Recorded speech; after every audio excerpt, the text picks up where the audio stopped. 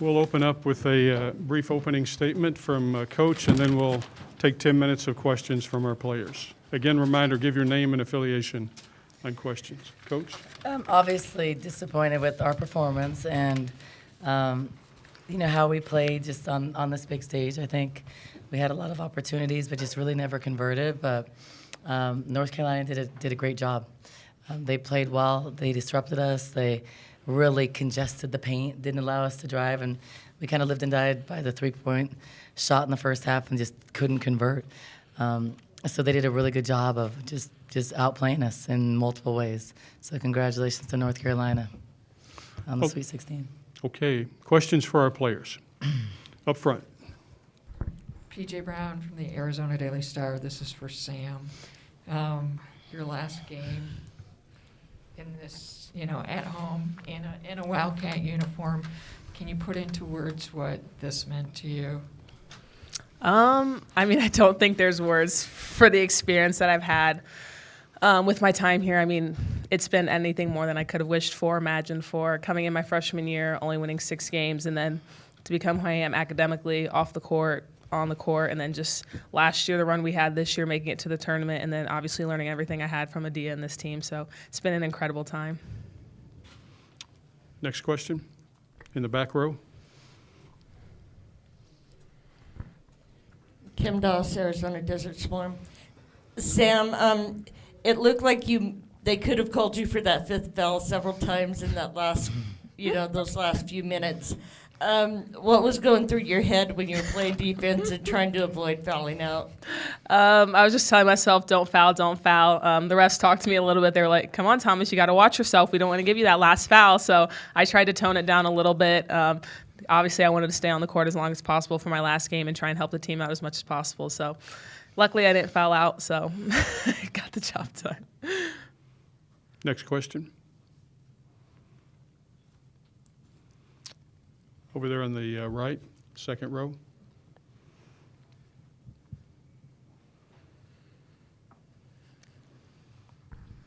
Sam, this is Javier Morales from All Sports Tucson.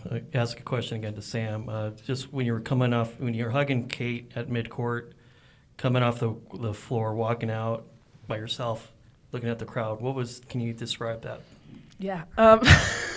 Sorry, all the questions are getting directed at me, and I'm going to start getting emotional. You're okay. You're good, Sam. You're good. Take a drink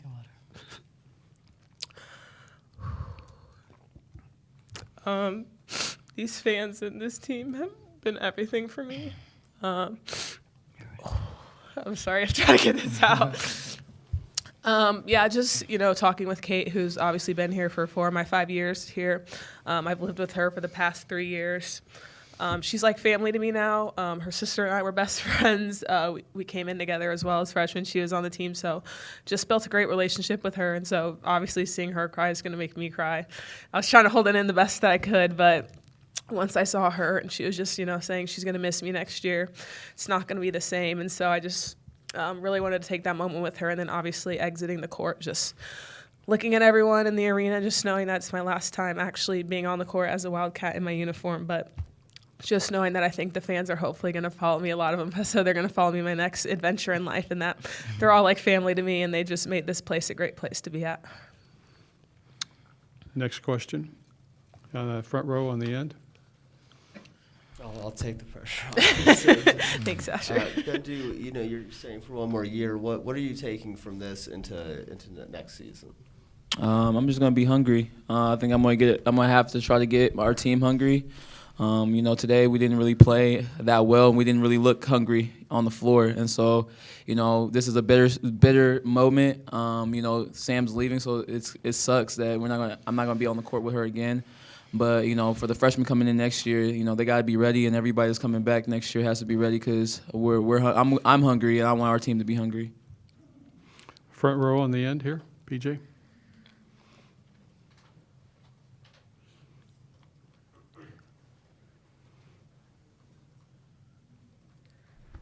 This is PJ, Arizona Daily Star, and this one's for Bendu. I'll give Sam a break.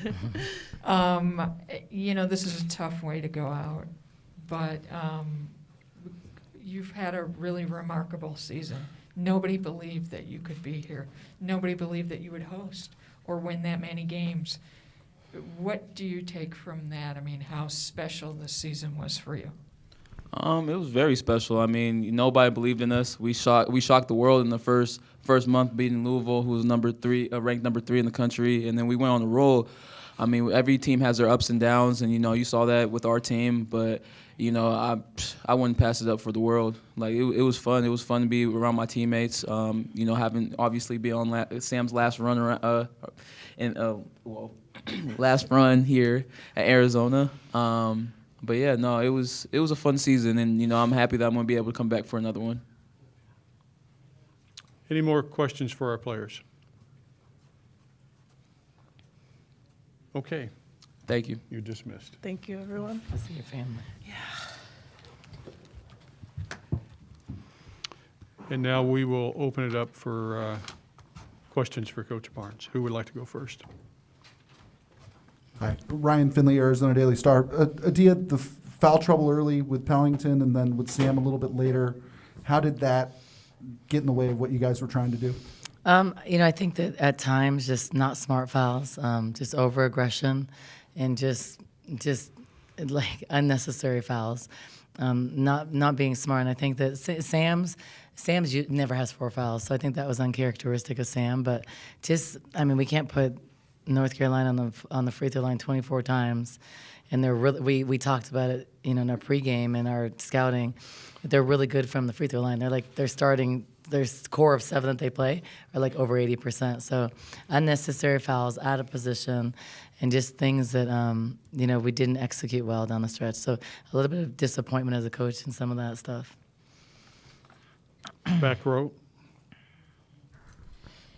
Adia, when you guys had that long drought from like 4 minutes. Like 15 minutes. Yeah. Part of it was this, the subs that come in, but it seemed like the starters never got back on track either. Yeah. Was that your feeling as well, that Yeah. that may have been? Yeah, so I've talked about this in a lot of the press conferences, but so to start the game with the personnel we're starting, we have to be on point and really good defensively, because I know offensively we're limited. We couldn't get stops. I mean, we had a couple keys to the game. The first key was transition defense, which in the first 5 minutes of the game, they're streaming down the floor and getting transition. That's a key. So that it showed me early on that we weren't focused or maybe nervous. But it's hard for me because the core of our team has been to the championship game when the stakes were a lot higher. So that's a focus and that's a mentality and not locked in. And then just the other key, rebounding. We did a little bit better rebounding, but at times in key moments we couldn't get them. So when I start a good defensive team, we have to be really good defensively, because I know if we go to the half court, we're not good in those situations. So our defensive team wasn't able to get stops, and then we go to our more of an offensive lineup. We weren't able to hit shots, so it was rough. I think we disrupted them a little bit when we went to our trapping in the half court, but it was like our intensity there. It was there at that time, but that intensity wasn't in the beginning of the game, and I think the mentality has to be different. There needs to be more of a sense of urgency that I didn't feel like we had at times. We had in spurts, like you saw it when we were like diving, but I felt like, and I don't know, I got to watch film, because I don't want to say too much because it's emotional after a game, but I felt like we lost a lot of 50-50 balls, especially in the first half. I can count like 6 in my head, and that's not Arizona, and we can't have the personnel we have starting and miss those things. So, just have to get better, and we're going to get better because we have good players coming in next year. But, just need to work on a lot of things. And, yeah. Front row. Troy Hutchison, GoEasyCats.com. It seemed like every time you guys were about to get back in it, Kennedy Todd Williams hit a big shot to extend the lead. What made her so difficult to guard today? I think they were all difficult to guard today. Kennedy handed it to us. Deja Kelly, Alyssa killed us. We couldn't guard them. And those were the big 3 we had to guard. And I think that on the scouting report, you have to know who a short closeout is, who a full closeout is, and we didn't. We had a tough time recognizing things. And I think, I really felt like coming into this game that we would have more of a sense of urgency overall. And so maybe that's my fault if we didn't, because we have some experience from last year in a much more pressure situation, and we've been here. So I think that's the disappointing thing for me, is not able to convert and lock in, and the mental mistakes, not the I could live with we shot 28%. But then we need to get turnovers. So we weren't able to get stops, turn them over, or manufacture points that we usually have. And then the mental part of locking in, being able to execute certain things. I think that's the tough part as a coach, because you kind of sit there like, okay. But so that was a little bit frustrating. And, we're going to get better, because the bottom line is we have a lot of good freshmen coming in. And, we're going to be better at the small things that I don't feel like we're good at right now. Asher Bookman with the Daily Wildcat.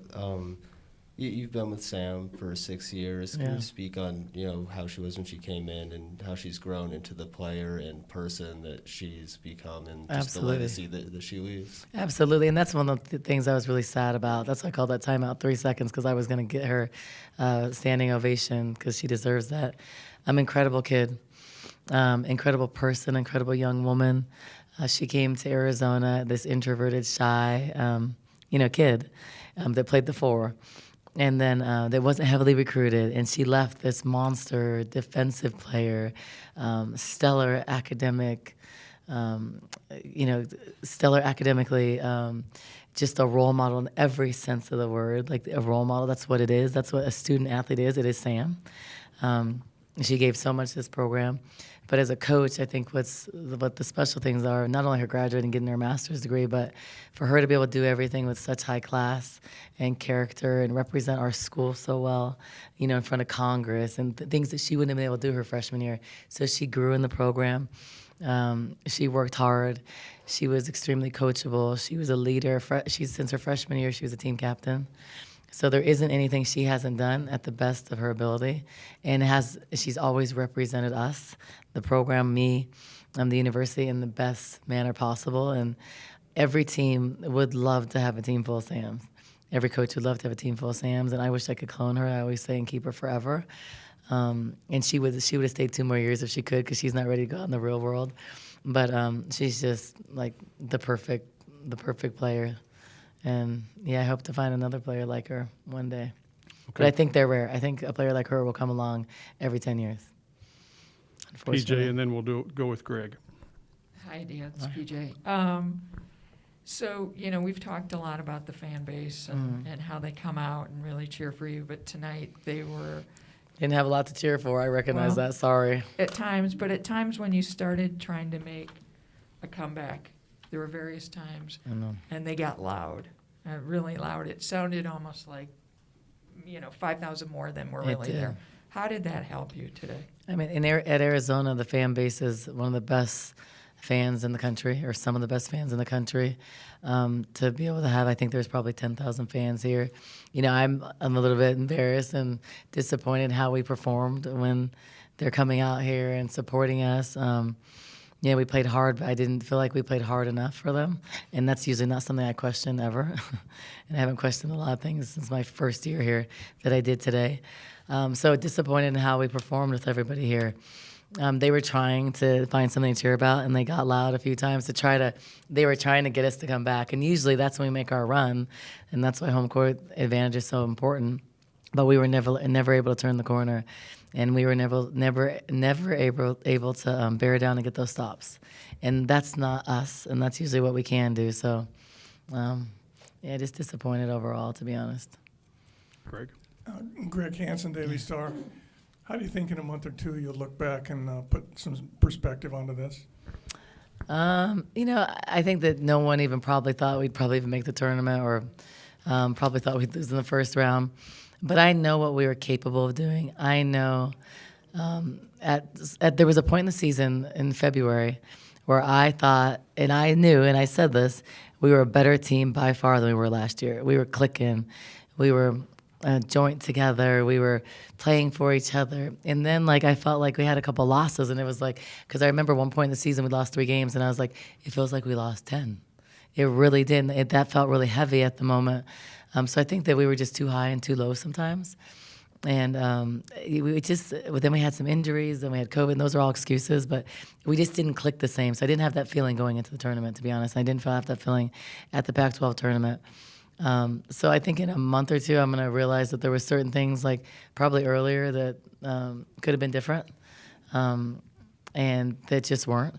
And I thought our maturity and our leadership and our experience would carry us a little bit further, and it just never did. So as a coach, you obviously look at a mirror, you always evaluate yourself for strengths and weaknesses, but there were certain things that I just had to probably handle better throughout the year that I didn't.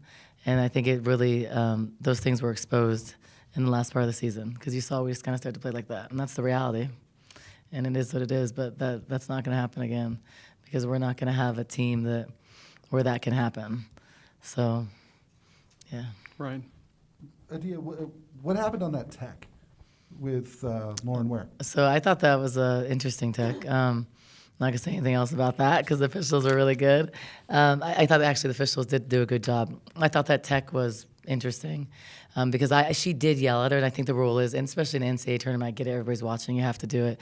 But she just kind of yelled and taunted her, which Lauren should not have done. But, we were searching for things to get happy about, so she got extra happy. But, I mean, that's not even anything to do with the game. Right, but at that point, it's a 10-point game.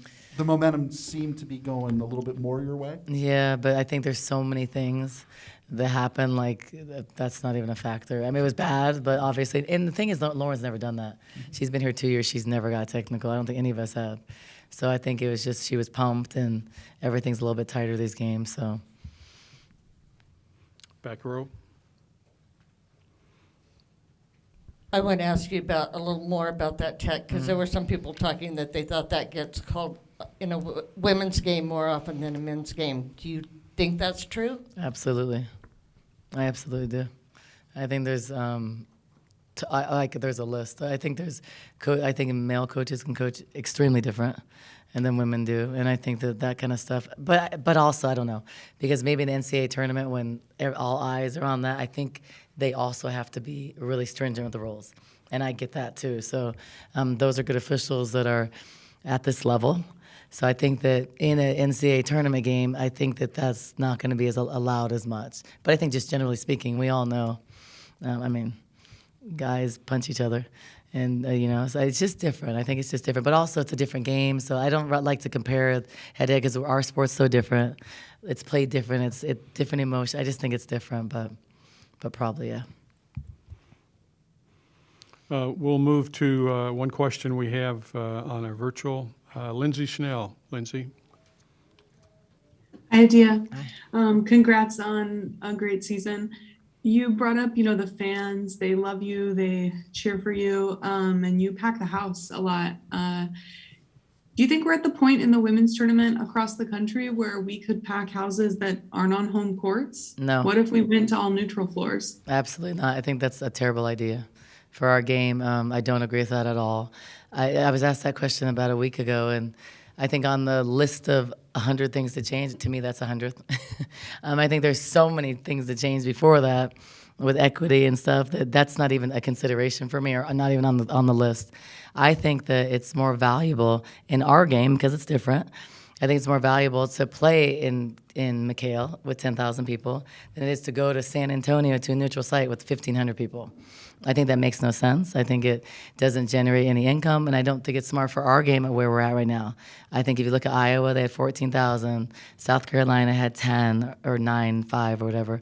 We had 9,500 and probably 10,000 today, and I think that's better.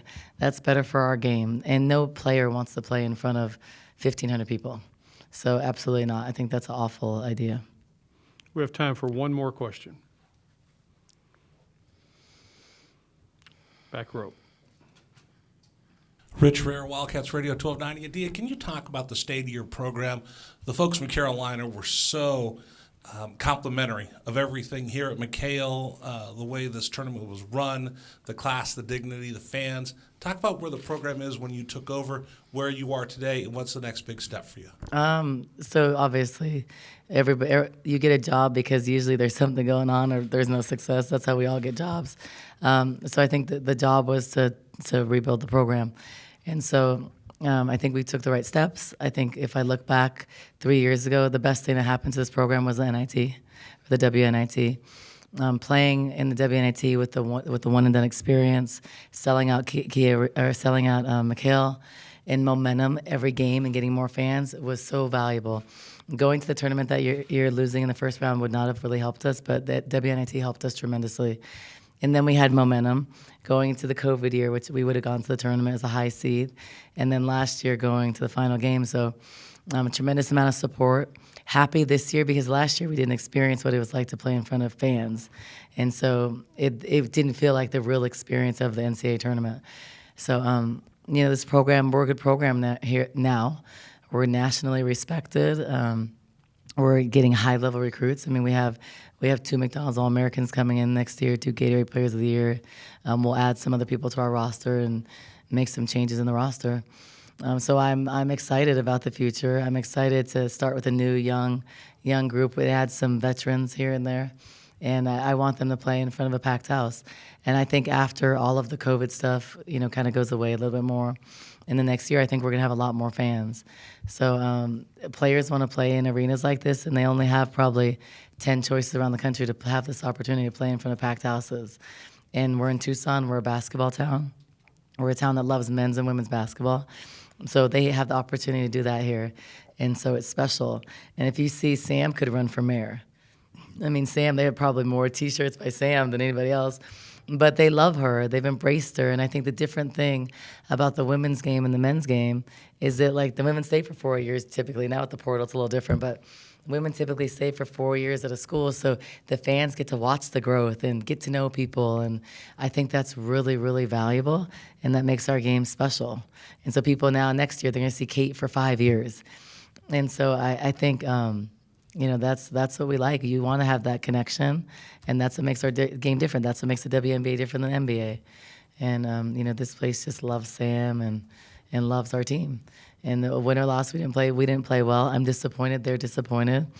But we're going to come back better and stronger. And I think that we still have won the hearts of Tucson and a lot of people across the country, and I feel good about that. On that note, we'll let you go, Coach. Perfect. Thank you Thank you. so much, Thanks, and you guys. congratulations on the year. Thank you.